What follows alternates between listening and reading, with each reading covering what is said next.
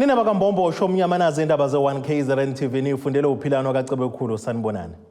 Nazi indaba kwizona esithi ngezihamba phambili namuhla. Umyeni ubulale Unkosikazi Wase-Ezilengisa. Selidonse isonto lonke icala Lowayeyimeya kanti ezemayini yamalahle ezibhikishe eThekwini. Sanemukelane nabesilo kwindaba ze-1KZNTV.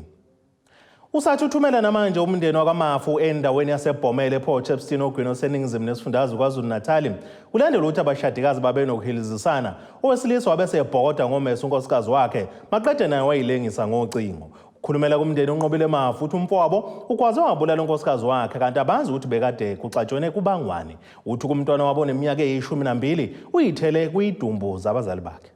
Usathuthumela namanje umndeni wakamafu endaweni yasebhomela ePort Epstein ogwini oseningizimu nesifundazwe KwaZulu-Natal lokhu kulandela ukuthi umntwana wakulomndeni ethola abazali bakhe sebeshonile. Ngokusho kokhulumela lo mndeni unqobile mafu uthi umfowabo ukwaze wabulala unkosikazi wakhe maqede yena wazilengisa. Thoba ka last year baxabana ke nomakhodi kusukela kulezo zimo ba decide ukuhlala ngokuhlukana. Benzelene koma protection order kwayanjwe izinkantolo kwahanjwa amakhosi kwabaqinisekisa ukuthi bafuna umakhodi waqinisekisa ukuthi ufuna ukuba ngaphandle ngoku understand isimo ke thina bomndeni sakwamukela to right elapha ngaphandle. Undodana kaMalusi okusakhile umfana osemncane ethubuyele ekhaya wafika wazithela kulesimo ukuthi uma wakhe usewudwamba phansi ubaba wakhe uyalenga. Uthi okubaphatha kabi kakhulu ukuthi lesi sigameko akusona sokuqala kulomndeni kodwa kukhona omunye umfowabo wabulala unkosikazi wakhe ngonyaka ka2020 kanti kumanje udonsa iminyaka engama-20 ejele.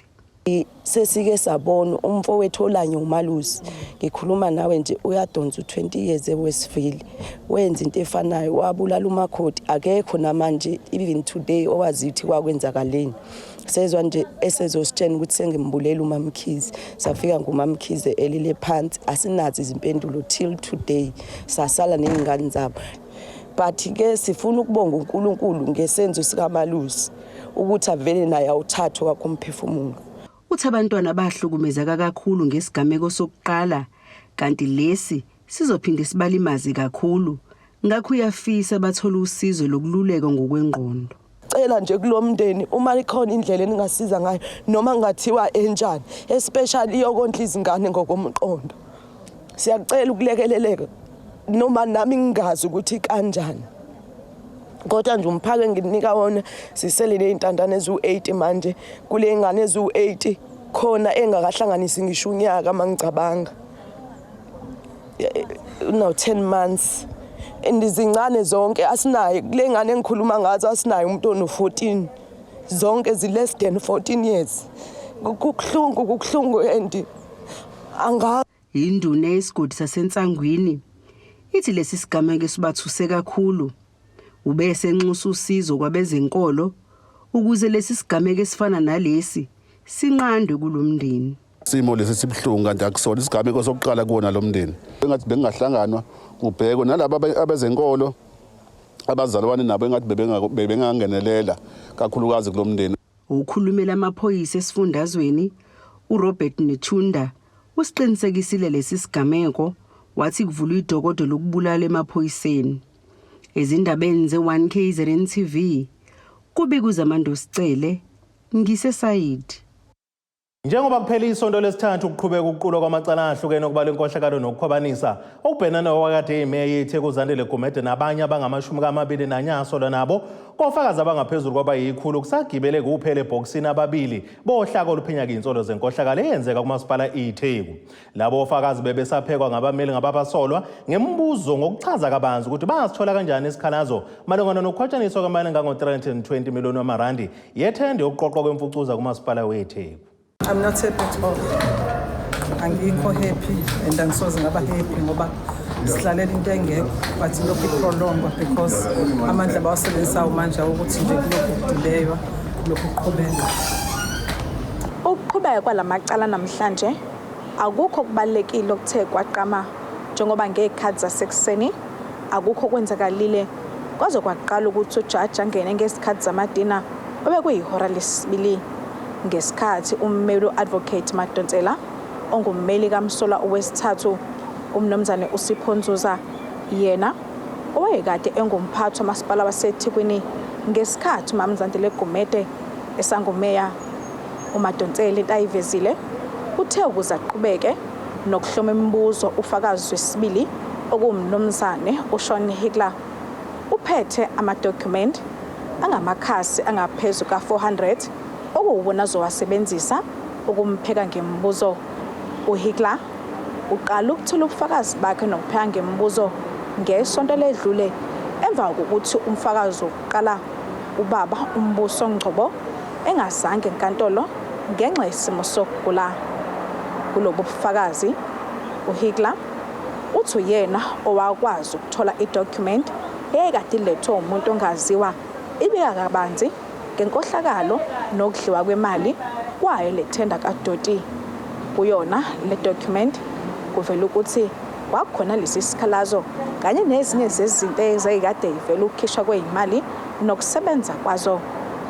Imibuzo ebisaqamile neyaqama ngesikhathi ngena ufakazi wokuqala eboxini uMbuso Ngcobo ukuthi bachaza ukuthi ingabe yafika kanjani kubona futhi bayilandela nemigudu efanele ngesikhathi benza uphenyo. Okwaqama ukuthi kulolu uphenya babelenza wakubaphoqa ukuthi basebenzise uhlaka oluzimele ukuphenya kabanzi ngalezi zinto ngaphambi kokuthi bavule icala. Lokhu kuqhubeka kwalamacala waqala emasontweni amabili edlule njengoba namhlanje kuphele isonto lesithathu kuzokhumuleka ukuthi ngesonto lokuqala uNPA wona owawukade wenza izethulo zawo mayelana nokuthi kupho kwenzeka nobufakazi onabo kade kwenzeka noma kukhishwa yona le tender. Kulokho kwavela ukuthi kunofakazi abangaphezulu kwekhulu okuyibona basazogibela eboxini benza ubufakazi babo.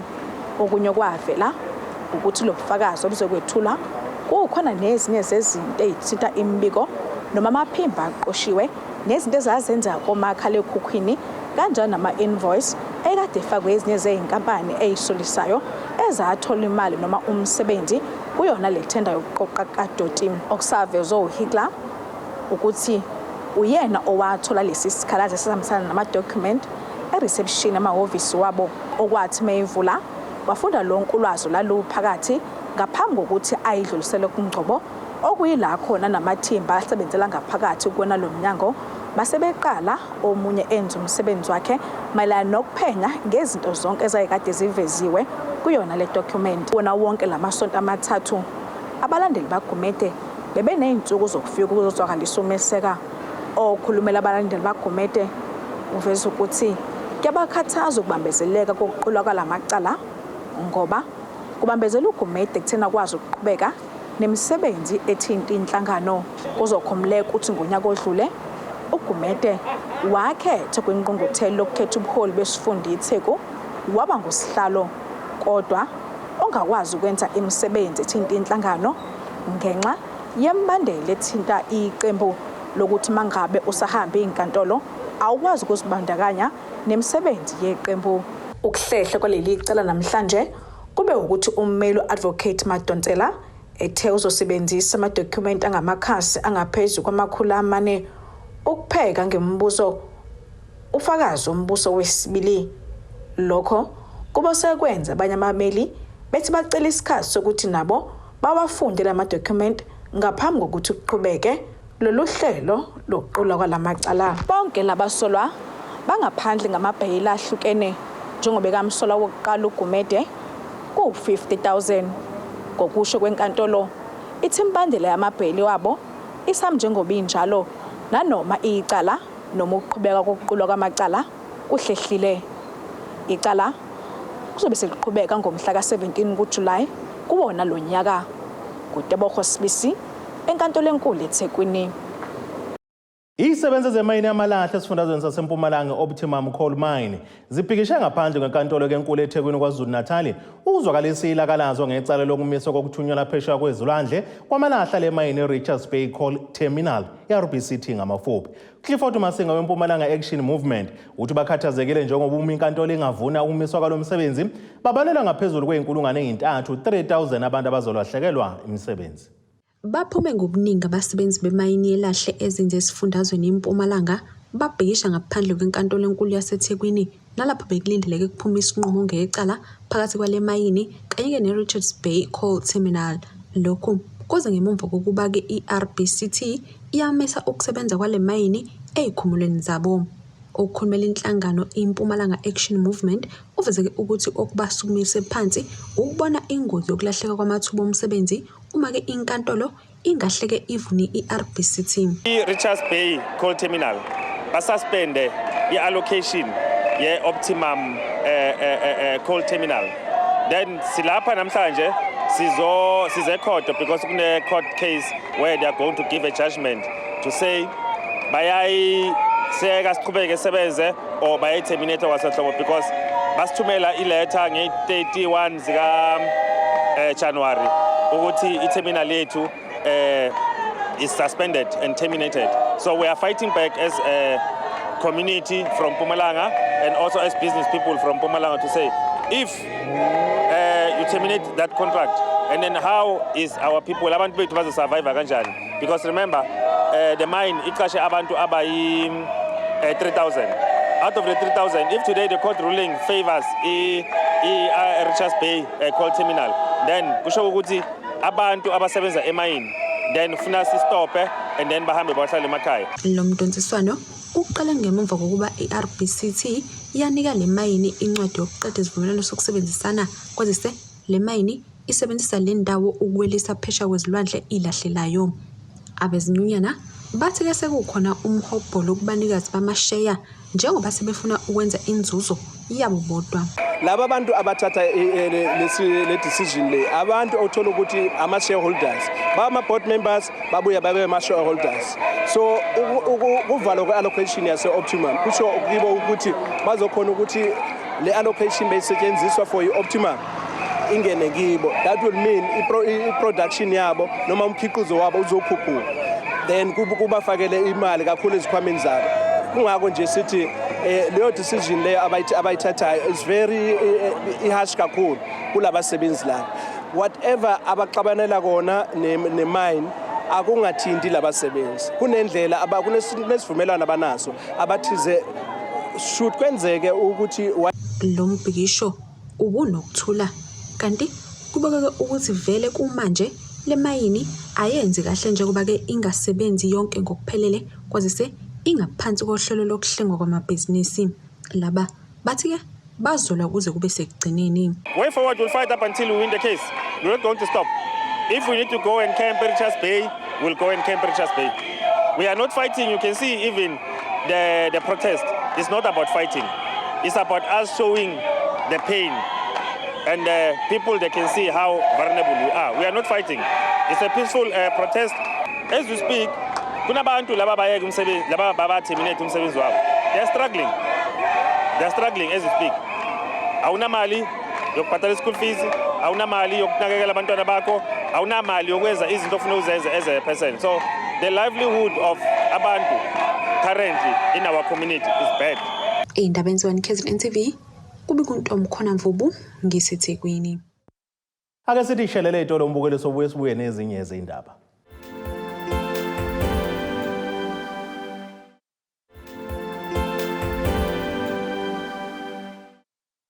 Nina besila sibonge siphinde sinamukele nisabukele zona indaba ze1KZNTV nazo kwizona ehamba phambili. Umyeni Ubulale Unkosikazi Wase selidonse isonto lonke icala Lowayeyimeya kanti ezemayini yamalahle ezibhikishe eThekwini. Ubuholi bophiko lwentsha kaKhongolo sesifundeni Moses Mabhida eMgungundlovu maphadnele kaMthaniya buthi ke sebuthathe isinqumo sokumisa uhlalo kanye nephini lakhe kulandela uphenyo lokuziphatha kwabo. Lolu phiko litshelekizwe kolezindaba le1KZNTV ukuthi kuningi ukunukana okukhona ngaphakathi eqenjini njengoba unobhala kanye nomgcini mafa nabo besolwa ngamanye futhi amacala. Uphiko lwentsha kwi-ANC eMoses Mabhida region luthe luthathe isinqumo emhlanganweni obubizwe unobhala. Moses Mabhida region REC sibe nomhlangano esiwuhlalile lo mhlangano wethu siwuhlala emhla ka-19 March 2023.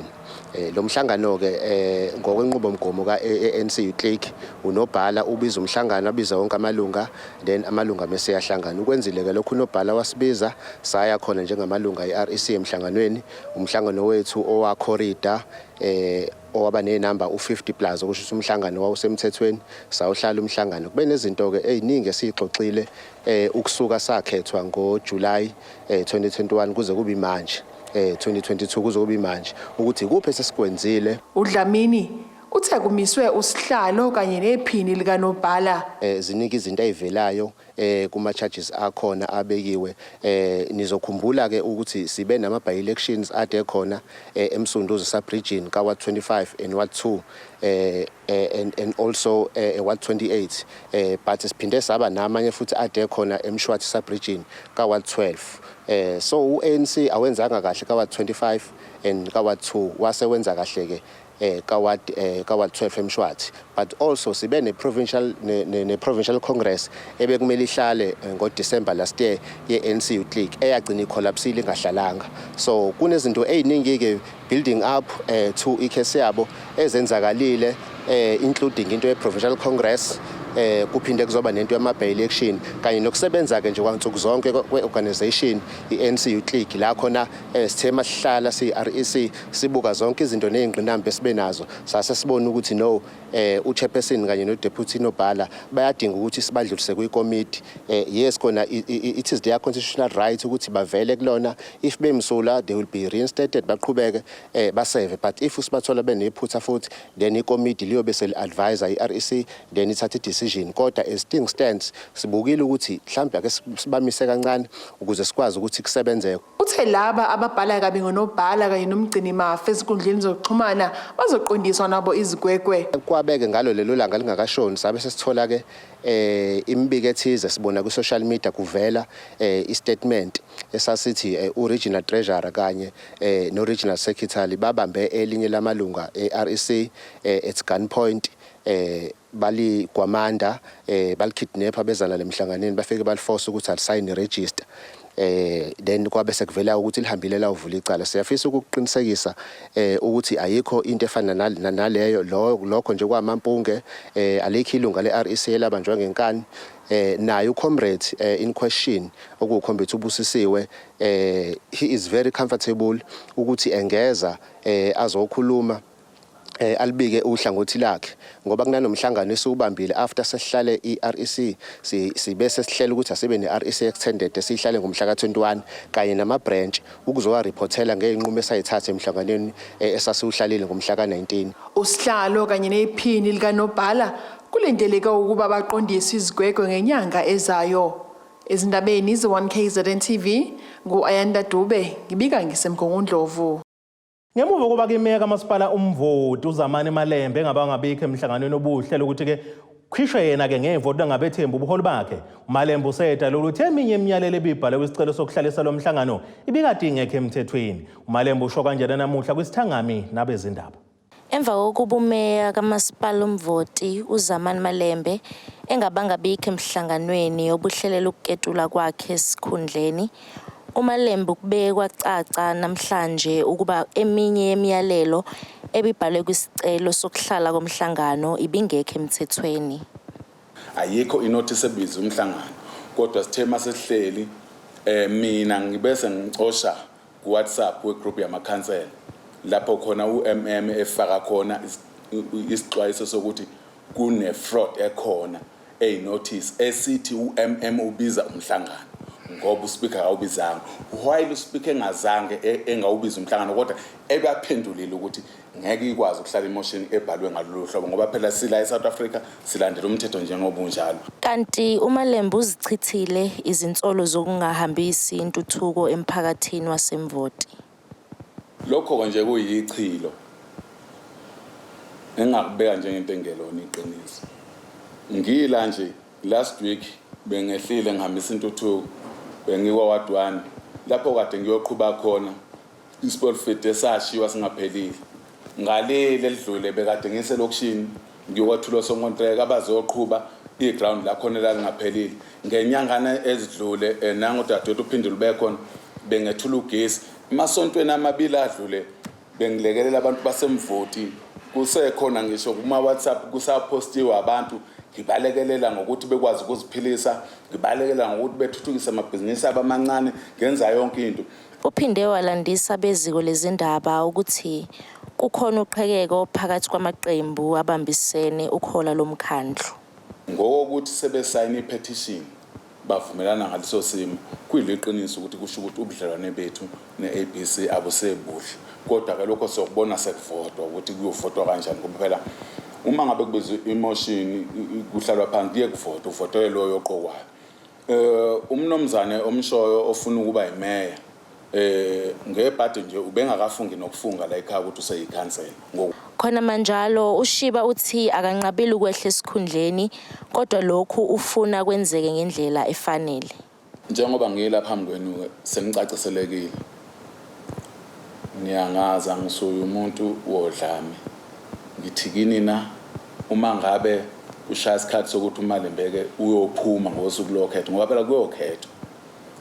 Ngophuma ngisupport lobo buholo bebekho ngeke ngibangise umsebenzi. Ngiyophuma ngisebenze okwami manje uyazi ukuthi yini ukusebenza kakhulu makufika ukhetho lizayo iIFP ngoba mina ngithunywe iIFP la ekhaya ikwazi ukuthi itholela amandla okuphatha umkhandlu iyodwa. Ezindabeni ze1KZNTV kubika uThobeka Dladla eMvoti.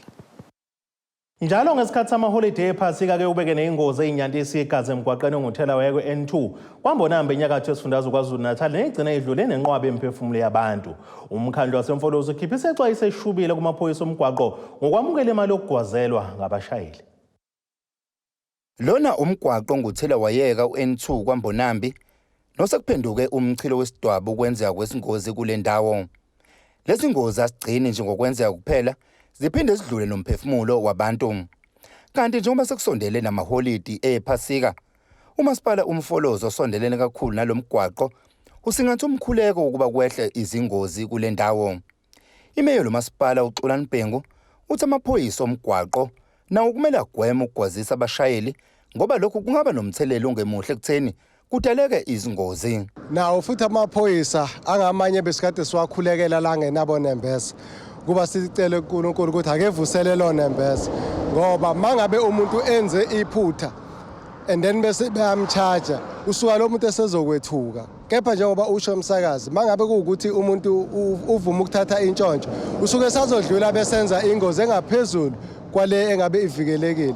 Ngakho ke siyacela kwabomthetho nabo siyazi ukuthi akusibona bonke kepha isiZulu sithi zifa ngamvunye. Bakhona abasenonembeza abangakwenzi ngempela bese kubakhona laba abancane abakwenzayo.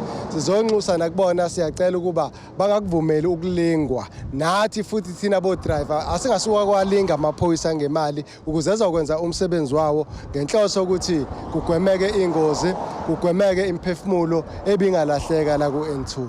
Lo mkhandlu uthi ubone kufanele ukuthi usingathe lenkonzo ebihanjelwe abasuka kumahlelo amabandla ahlukene ukuzonxusa uNkulunkulu avikele abantu. Kuzokhumuleka ukuthi le ndawo isiphenduka izizinda sezingozi njengoba ingapheli inyanga ingazange yenzeke ingozi kuyo. Ukuba sibe nohlobo lokuba sizokhuleka la emgwaqweni kulandela ukuthi ngenhlanhla sakhele umgwaqo uN2 uN2 ke obonakala uneingozi eziningi ezemgwaqo. So ke sasesithatha ke ithuba lokuba ake sicele komdala weinsuku ngoba siyabona ukuthi ngendlela okwenzeka ngayo awuphela u3 months ingekho imphefumulo elahlekile la kuN2 ikakhulukazi lo N2 ola maqondana nomfolozi municipality. Imeya umasipala umfolozi iphinde yanxusa abantu ukuba bangaphuza amanzi amponjwana bese bengena emgwaqweni ngoba lokho kungadala ukuthi kulahleke imphefumulo wabantu abaningi. Kanti imeya iphinde yaveza ukuthi amaphoyisa azobe enkanisile ngesikhathi samaholidi ephasika. Ezindabeni ze1KZNTV kubika uThabani Maphumulo kwambonambi. Ake sithi shelele futhi ezitolo umbukeli siyabuya nezinye izindaba.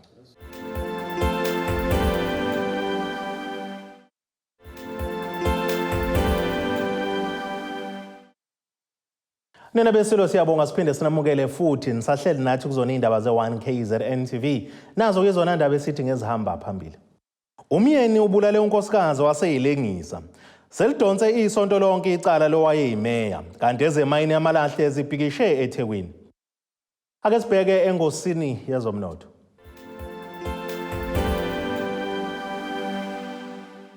Iranda kuleli bezo 18.18 cents maqhathaniswa nedola laseMelika bengu 22.27 cents kupondo waseBrithani libengu 19.63 cents ku-euro yase-Europe. Intengo yegolide yona ime $1,918 i-ounce kuthi intengo kawelo ngahluziwe yona bengu $75.91 umphongolo. Ake sibheke engosini yezemidlalo.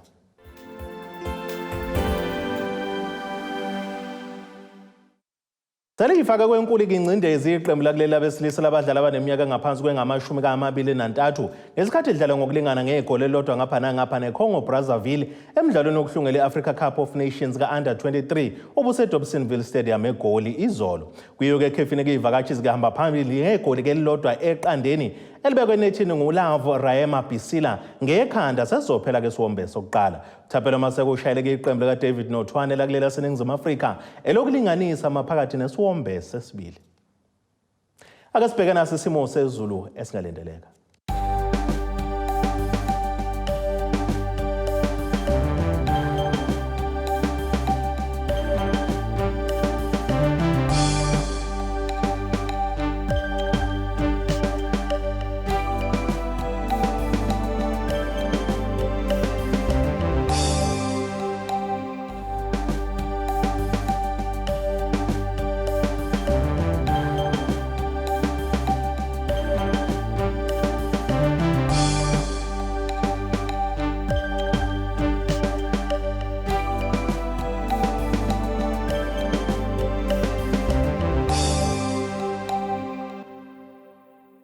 Iyani nabakaqambu lankomo zilahlekele zodliwa umdlebe kwasoshangano kwamzimba umntwana nethimba lonke le indaba sithi khumu kuze kube ngokuzayo.